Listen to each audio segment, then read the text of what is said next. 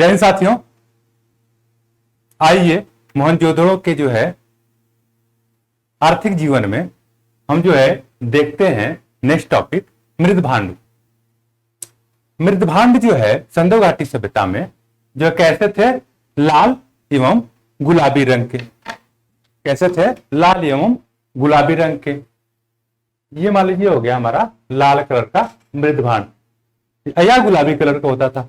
इस पे जो है काले रंग के चित्र बने होते थे, जैसे या तो वे त्रिभुजाकार या वृत्त का या वर्ग होता था इस पे मृदभांड पे, या जो है पशु पक्षी वनस्पति आदि का भी चित्र जो है अंकित था। वनस्पति में जो है पीपल की पत्ती, खजूर और ताड़ का पेड़, केला का पेड़ आदि जो है मृदभांडों पे जो है चित्रांकन इसका मिलता था। पशुओं में जो है वृषभ, बैल का, हिरण या बारहसिंघा का चित्र जो है इन पे देखने को मिल जाते थे मृदभांडों पे। उसके अलावा जो है मोर, पंछियों में मोर, सारस व बत्तख के जो है चित्र जो है देखने को मिल जाते थे, बत्तख के चित्र जो है। और इसके साथ ही मृदभांडों पे जो है जो एक विशेषता थी कि इस पे जो है हड़प्पन लिपि भी जो है कई जगह से लिखी हुई मिली है। यहां से जो है जो साक्ष्य मिले हैं, वैसे तो मृदभांड जो है सिंधु घाटी सभ्यता के हर स्थलों से मिले हैं, लेकिन कुछ विशेष मृदभांड मिले हैं जिनमें जो है लोथल से एक मृदभांड मिला है। उस पे जो है एक वृक्ष पे जो है एक वृक्ष है, वृक्ष पे जो एक चिड़िया है, मान लीजिए ये जो है ये वृक्ष है, ये वृक्ष के टहनी पे जो है मान लीजिए यहाँ पे जो है एक चिड़िया मिली है और उसके मुंह में क्या है, मछली। वो मछली को अपने मुंह में दबाई हुई है और इसी के नीचे जो है एक जो है लोमड़ी जो है अपने जीभ को निकाले हुए दर्शाई गई है। अर्थात इसका अर्थ है कि जो है चालाक लोमड़ी का चित्रण जो है यहाँ पे देखने को मिलता है, जो है विष्णु शर्मा के जो किताब थी पंचतंत्र जो है उसके जो है चित्रण को यहाँ दर्शाया गया है। इसके साथ ही जो है उसी किताब की एक और कहानी जो है लोथल जो है से प्यासा कौवा का जो है चित्रण देखने को मिलता है,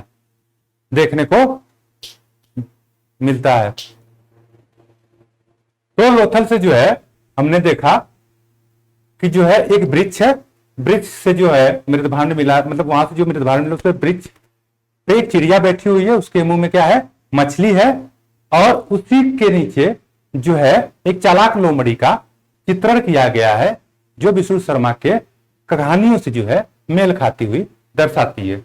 इसके अलावा जो है विष्णु शर्मा के जो है कहानी से ही जो है प्यासे कौवे का भी यहाँ के मृदभांडों पे चित्रण देखने को मिलता है। और अब बात करते हैं हड़प्पा का। हड़प्पा से जो मृदभांड मिला है वहां जो है जाल के साथ जो है मछुआरों का चित्रण मिलता है। मतलब यहाँ पे ये था कि मछली पकड़ने की विधि से भी जो है हड़प्पन लोग जो है क्या थे, प्रचलित थे और यही से जो है हड़प्पा से ये दूध पिलाती हुई अपने बच्चे को एक हिरणी का जो है चित्रण मिलता है मृदभांडों पे। अब हड़प्पा सभ्यता में जो मृदभांड जो बनते थे उनके भट्ठे जो है हमको जो है मिलते हैं 4 जगहों से। कहां से? मोहनजोदड़ो से, नौसारों से, हड़प्पा से, चनुंदड़ो से। इन भट्ठों में जो है मृदभांड जो है आग द्वारा पकाए जाते थे। अब आइए आगे देखते हैं मुहरे, हड़प्पा सभ्यता की या मोहनजोदड़ो सभ्यता की मुहरे। ये मुहरे जो है कैसी थी? सील थी। ये मुहरे जो है सील थी। ये मोहरे वो ना समझे कि ये जो है रुपया था उस समय के या ऐसे टंका थे। ये मोहरे जो क्या थी? सील का काम करती थी। और सर्वाधिक मुहरे जो निर्मित की गई थी वो किसकी थी? सेल खड़ी की थी। सर्वाधिक मुहरे जो है सेल खड़ी की थी। अब क्वेश्चन पूछता भी है कि सर्वाधिक मुहरे हड़प्पा सभ्यता में किसकी बनी हुई थी, तो आप कहेंगे सेल खड़ी की। अन्य में जो है काचेली मिट्टी की थी, गोमेद का था, चट या मिट्टी की भी मुहरे जो है मिलती हैं। अपवाद स्वरूप जो है 2 जगह से लोथल और देसलपुर से हमको जो है किसकी मुहर मिलती है? तांबे की। तांबे की जो है हमको मुहर जो है मिलती है। मुहर जो है इस तरह से हुआ करती थी, जो सामान जो है या तो बाहर जाता था या सामान जो है बाहर से जो है यहाँ पे आता था, वह उस पे जो है मुहर जो है मारी जाती थी सील करने के लिए। उस सामान को या उस वस्तु को सील करने के लिए मुहर जो है लगाई जाती थी उसके पैकेट पे।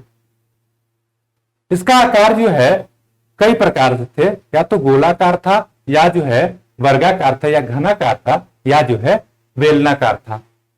इसमें जो है मुहरें जो थी, इसमें सर्वाधिक प्रचलित मुहरें जो थी किसकी थी? वर्गाकार या चौकोर थी, जिनका आकार जो है 2.8 सेंटीमीटर गुणे 2.8 सेंटीमीटर। मतलब जो है ये जो है इस तरह से बनी हुई थी मुहर, चौकोर जो है या वर्गाकार मुहर बनी हुई थी। इनका जो आकार 2.8 सेंटीमीटर लंबा, 2.8 सेंटीमीटर चौड़ा था।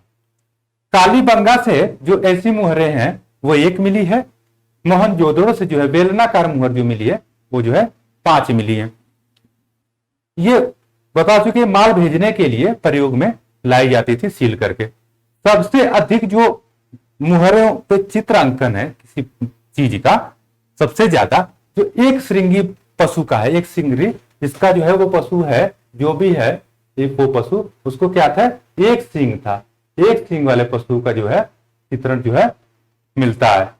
और जो सबसे अच्छी कला, जिसको सर्वोत्तम कला के रूप में वर्णित किया गया है, ऐसी जो उत्कृष्ट कला की दृष्टि से अगर देखा जाए तो जो कुबड़ वाला साड़ का जो है चित्र है, जो कुबड़ वाले साड़ का जो है, कुबड़ वाले साड़ का जो मुहर है वो जो है अपने आप में एक उत्कृष्ट जो है प्रवृत्ति की जो है मुहरें हैं। मोहनजोदड़ो से आपको पहले भी बता चुके हैं कि जो पशुपति की जो है मुहर मिली है, जिसका फिगर हमने जो है पिछली वीडियो में बनाया हुआ था कि जो है उस पशुपति को 3 मुख थे, नीचे जो है वो योग की अवस्था में थे, बैठे हुए हैं, और उनके अगल बगल जो है कुछ पशु, 4 पशु, उसके नीचे 2 हिरण के बच्चे जो है फुदकते हुए दिखाए गए हैं। तो जो है मोहनजोदड़ो से पशुपति प्रकार की मुहर जो है मिली है। अब आइए बात कर लेते हैं मनके की। मोहनजोदड़ो से मनके जो है काफी उत्कृष्ट और सर्वाधिक मात्रा में प्राप्त किए गए हैं। ये जो है जो मनके हैं वो जो है बने हुए थे किससे? सेलखड़ी के, गोमेद के, शंख के, सीप के, हाथी दांत के, कुछ जगह मिट्टी के, सोने, चांदी एवं तांबे के भी जो है हमको ये प्राप्त होते हैं। इनका आकार क्या था? ढोलाकार था, अंडाकार था, या अर्धवृत्ताकार था। ठीक है, या तो ऐसे थे, या तो ऐसे जैसे ढोलक होती इस तरह थे, या तो जो है ये कह सकते हैं अर्धचंद्राकार या अर्धवृत्ताकार कह सकते हैं, ऐसे आधा वृत्त के रूप में थे। मनके का कारखाना जो है हम 3 जगह से देखते हैं, लेकिन इंपॉर्टेंट इसमें जो बार बार पूछता है एग्जाम में वो 2 ही हैं, चनुंदड़ो और लोथर, और तीसरा जो इसका स्थान है वो है बक्सरा से। मतलब आप 3 याद रखें, कई बार ऑप्शन में आपको फंसाएगा, तो आप कारखाना मनके का 3 जगह से याद रखें, चनुंदड़ो, लोथल एवं बक्सरा से प्राप्त होते हैं। हड़प्पा के उत्खनन में जो हड़प्पा से जो मनके बनते थे, हड़प्पा काल में जो हड़प्पा से मनके बनते थे, ये जो इसमें लंबी नली वाले मनके, मतलब ये जो मनके जो इनके नली जो है क्या थी? लंबी थी। ये मनके जो है खास करके जो है मेसोपोटामिया से हमको प्राप्त हुए, और मेसोपोटामिया के शाही कब्रों के साथ जो है ये मनके जो है हमको प्राप्त होते हैं। और ये कहाँ के हैं? जो है संदेव घाटी सभ्यता के, खास करके हड़प्पा के। सबसे लोकप्रिय जो मनके होते थे, जिनका प्रचलन खूब था, लोकप्रिय जो था वो कैसा था? वेलनाकार था। कैसा था? ये वेलन के आकार का, इस तरह से वेलनाकार था जो है। और सर्वाधिक संख्या में जो है किस धातु के बने मिले? तो ये जो है सेलखड़ी की जो है सर्वाधिक संख्या में हमको मिलते हैं। अब आइए हम देख लेते हैं ताम्रपट्टिकाएं। ताम्रपट्टिकाएं जो है ये ताम्रपट्टिकाएं इस तरह से होती थी, पट्टी नुमा होती थी, पट्टिका होती थी जो है। ये जो है सबसे ज्यादा जो जहां से मिली है, बहुत सारी मिली है, मोहनजोदड़ो और हड़प्पा 2 साइटों से मिली है। इसमें जो है एक तरफ जो है इन पट्टी पे जो लिखित थी, जैसे एक ये जो है एक साइड हो गई, दूसरी साइड हो गई। तो इस साइड में जो था ये क्या था, इस पे हड़प्पियन मुद्रा लेख था, मुद्रा लेख लिखा हुआ था हड़प्पियन लिपि में। और दूसरी साइड जो है सिंधु घाटी सभ्यता में जो प्रतीक चिन्ह मिले हैं, चाहे पशु के हो, जानवर के हो, वृक्ष के हो, पंछी के हो, तो उन चित्रों का जो है यहाँ पे जो अंकन था, जो मोहरों पर खास करके मिलते थे, उन्हीं चित्रों का अंकन जो है इन पट्टिकाओं के दूसरी तरफ हुआ करता था। इसके अलावा इसका प्रयोग जो है ताम्र पट्टिकाएं का खास करके हम ताबीज रूप में करते हैं। आप लोगों ने ताबीज देखा होगा, जो गले में पहना जाता है, गले में जो पहनते हैं या फिर बाहों में पहनते हैं, उसी ताबीज रूप में जो है सबसे ज्यादा प्रयोग जो है ताम्र पट्टिकाओं का किया गया।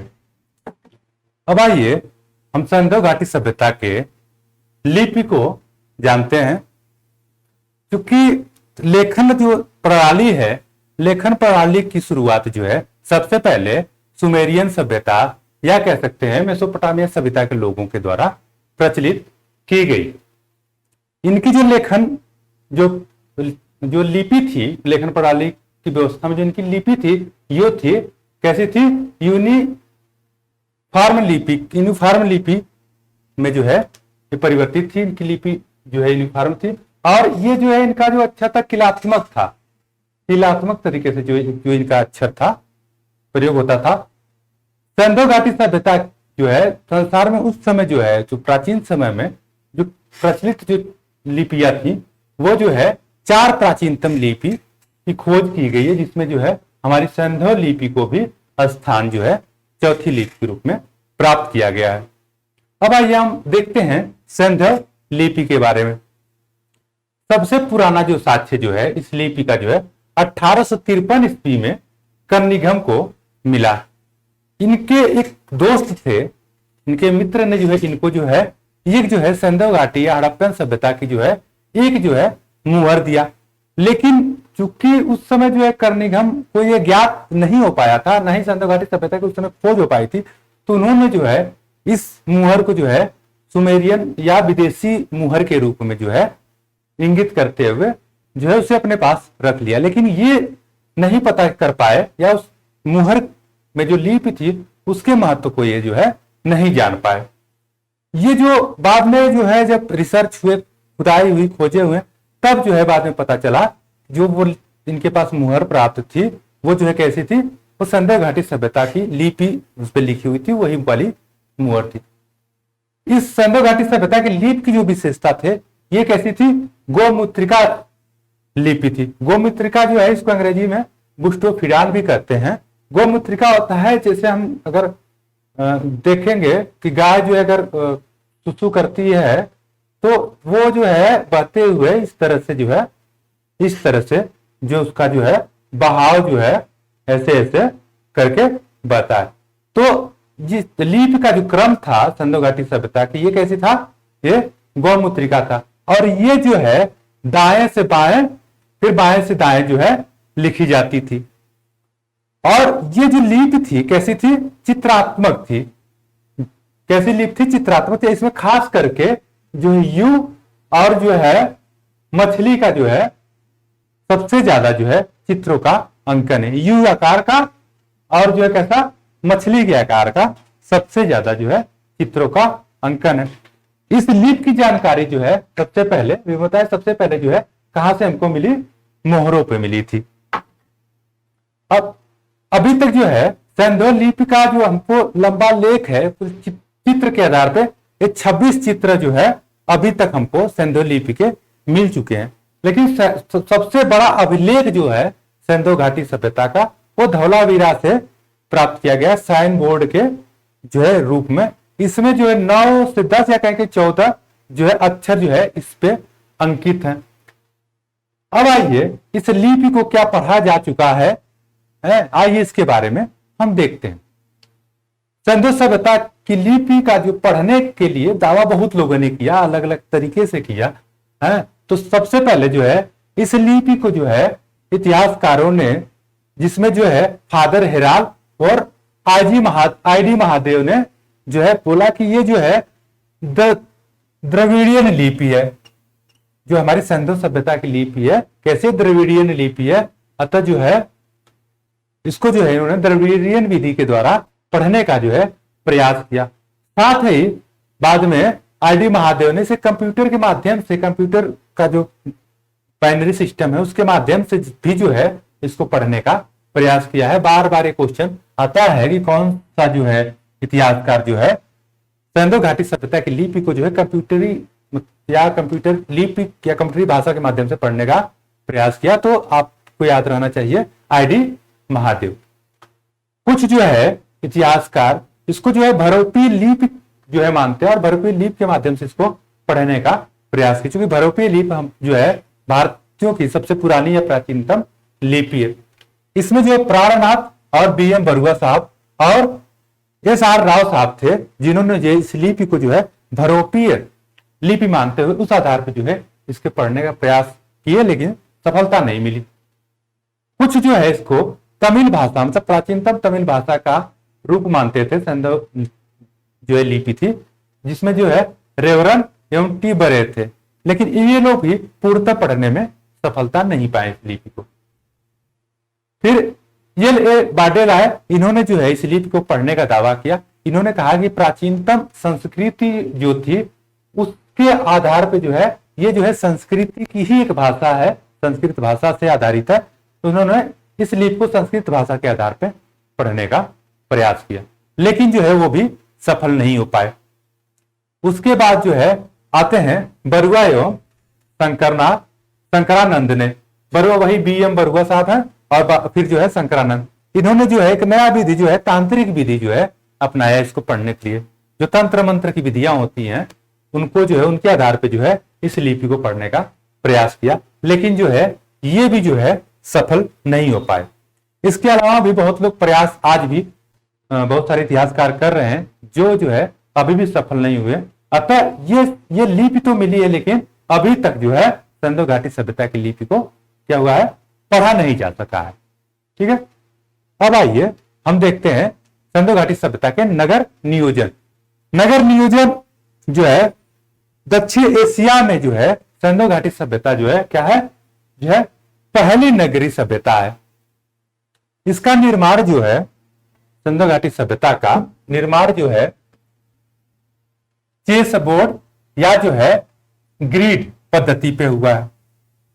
चेस बोर्ड या जो है ग्रिड पद्धति पे हुआ, और इसका जो इंटरलॉकिंग सिस्टम के आधार पे जो है इसको जो है बनाया गया है।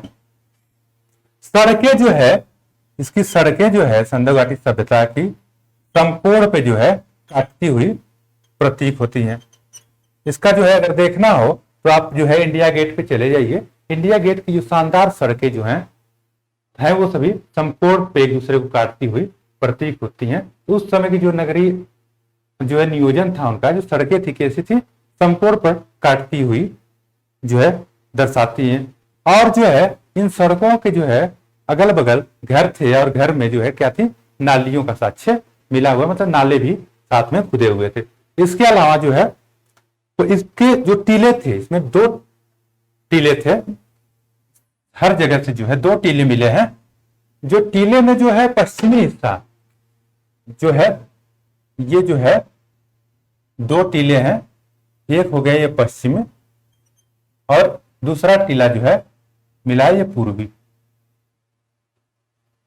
2 टीले मिले हैं।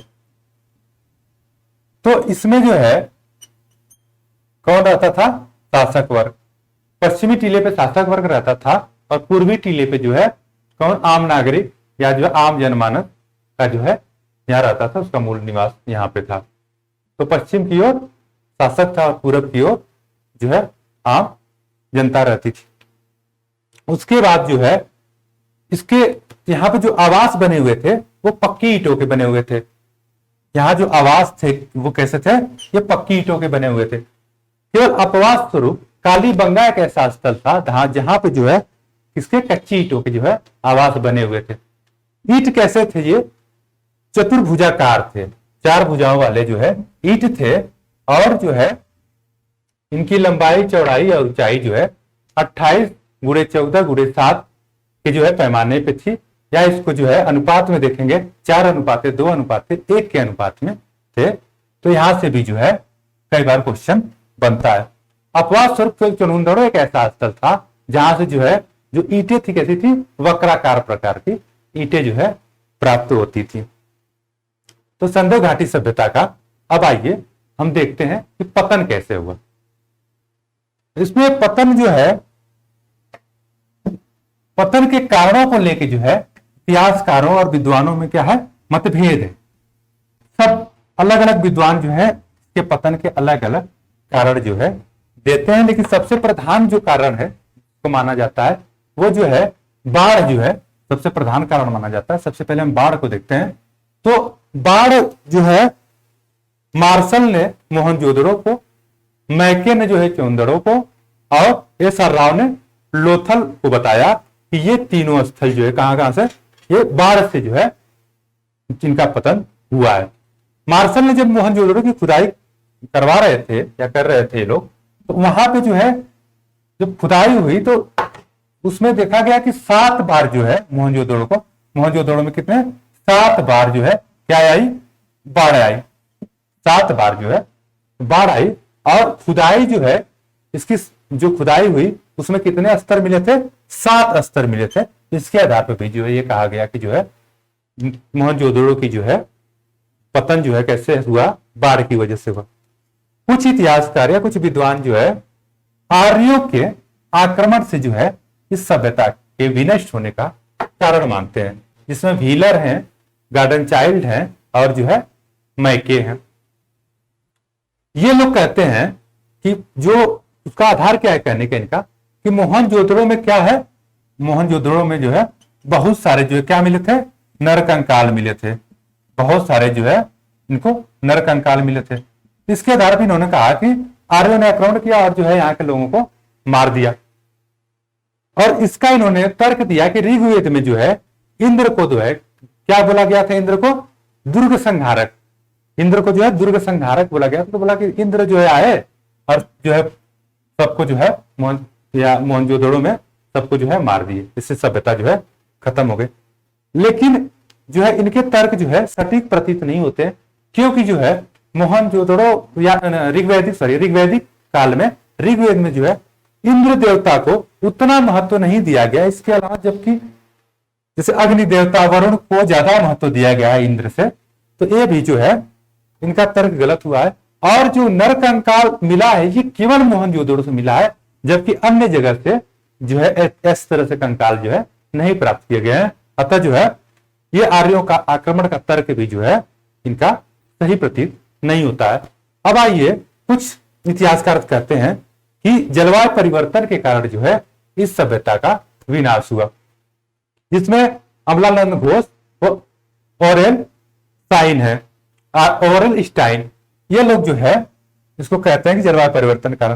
उन्होंने कहा कि चूंकि उस समय जो है जंगलों का खूब सारा विनाश हुआ जो है, और जो है जंगलों की खूब कटाई हुई, इस वजह से जो है उस क्षेत्र में जो है क्या हुआ, जलवायु परिवर्तन। जलवायु परिवर्तन के कारण जो है बहुत सारी जो है घटनाएं हुई, बाढ़, सूखा है, या इसके अलावा जो है भूस्खलन, इस तरह से जो है बहुत सारी जो है घटनाएं जो है आती रही और उसके आधार पे जो है ये सभ्यता धीरे धीरे जो है नष्ट हो गई। भूकंप, सुनामी आदि आती रही और नष्ट हो गई। कुछ जो है भूतात्विक परिवर्तन के कारण जो है इतिहासकार मानते हैं, जिसमें एम आर साहनी है, ये कहते हैं कि भूतात्विक परिवर्तन हुए उस समय और उसके कारण जो है यह सभ्यता विनष्ट हो गई।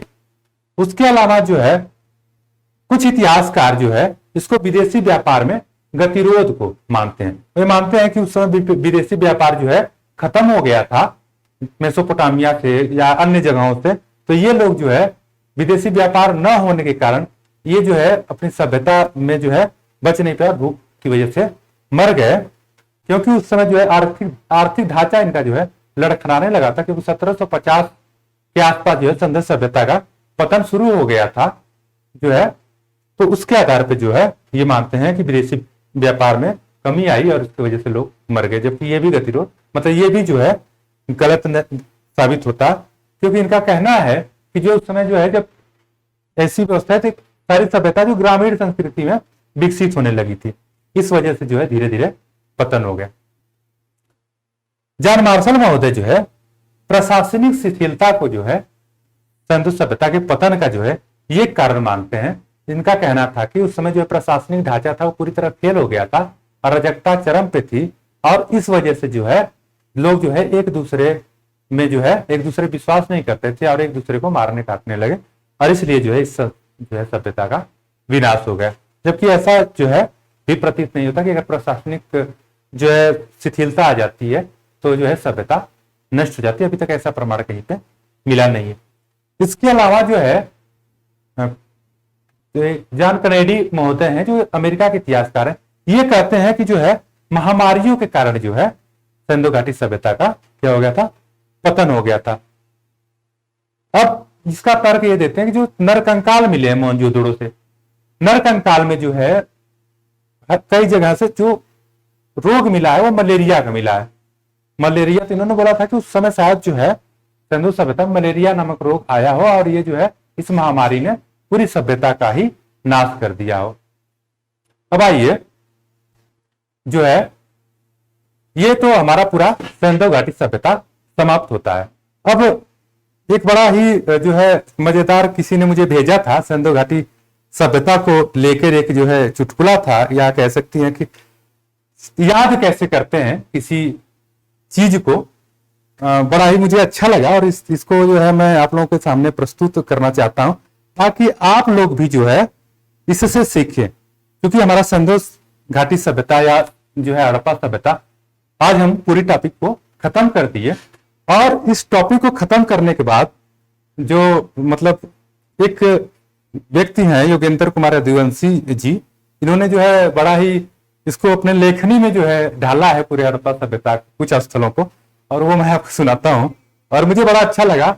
और आप भी कोशिश करिए कि कहानियों के माध्यम से, गीत के माध्यम से, नाम के माध्यम से, प्लेस के माध्यम से चीजों को याद रखने का। इन्होंने बड़ा ही प्यार से लिखा है, मैं सुनाता हूं। तू राखल दास की मोहक सी, तू राखल दास की मोहक सी, मैं हड़प्पा सा दयाराम पिए। तू राखल दास की मोहर सी, मैं हड़प्पा सा दयाराम प्रिय। तू रंगोली सी लोथल की, मैं काली बंगा का लाल पिए। तूने रविंद्र की बनवाली, तूने रविंद्र की बनवाली, रोपड़ है शर्मा जान पिए। मैं खड़ा बाजार लोथल का, तू काली बंगा की रागी। तेरी महक रंगपुर चावल सी, तेरी महक रंगपुर चावल सी, मैं खाली सरसों की भाजी। तेरे सुर में चले घोड़े आगे और हाथी भी रहे साथ प्रिय। मैं राणा गुंडई का घोड़ा, टूटे हैं मेरे दांत प्रिय। मैं तू राखल दास की मोहक सी, मैं हड़प्पा सा दयाराम प्रिय। तो बड़ा ही अच्छा लगा, और आप लोग भी जो है कोशिश करिए कि शायद जो है इस तरह से कुछ इनोवेटिव चीज जो है